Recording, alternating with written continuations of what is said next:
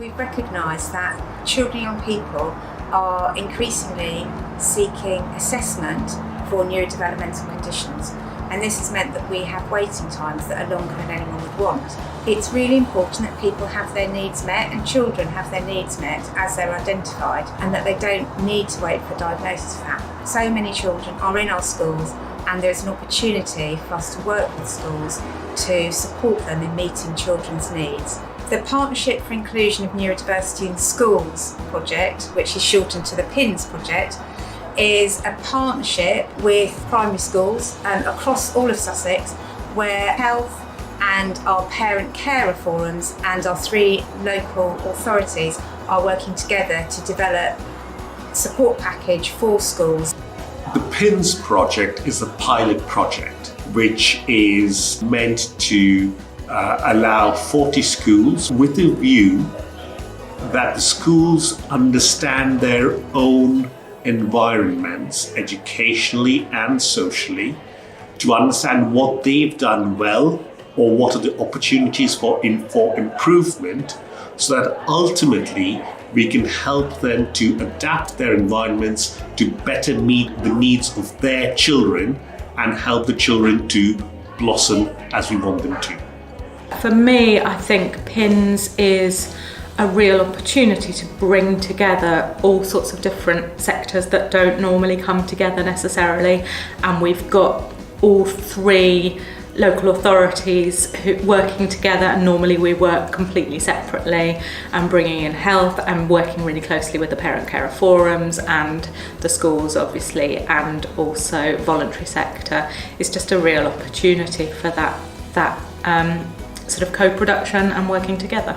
So the parent carer forums in each area, so there's ESPCF in East Sussex, West Sussex Parent Carer Forum and Brighton and Hove Pack. So we're bringing parents and carers together in the schools, hear their views, so we want to know what's working well in the schools and where they think improvements can be needed. Our role is to ensure that that all feeds into the training and the support that's given to schools, so that schools are hearing directly from families. We've already seen huge benefits over the last few months. We're seeing our education leads within the 3 local authorities working more closely together. We're seeing our parent carer forums right at the centre of this work. We've seen more engagement. We're looking at how we can actually change the way we deliver things. We're more connected as a system. So I think our communication is much improved. It's about bringing people together in order to make schools an environment that's able to meet more children's needs. And that's enormously hard in this current context with challenges around funding.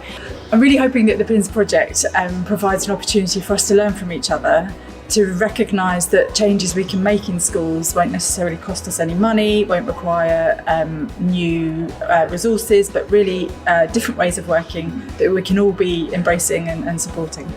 I hope to see improved relationships between parents and schools and networks of support for parents that will combat isolation, give parents information, they'll have peer-to-peer support, and this will benefit parents and their children. What I really hope is that it will support schools to become more neuroaffirmative environments where schools are able to work with children and with parents, ultimately for better outcomes for the children themselves. I think the thing that I really want to see from the project is that cultural change in schools, because it's all very well learning about the kind of details of what need doing, but I think without getting that foundation and the principles right in the first place, it's much harder. So I'm hoping that that will come through, and then we can start to build on that. It really is about developing that prevention agenda. It's about getting into schools much earlier and educating people on neurodiversity more broadly.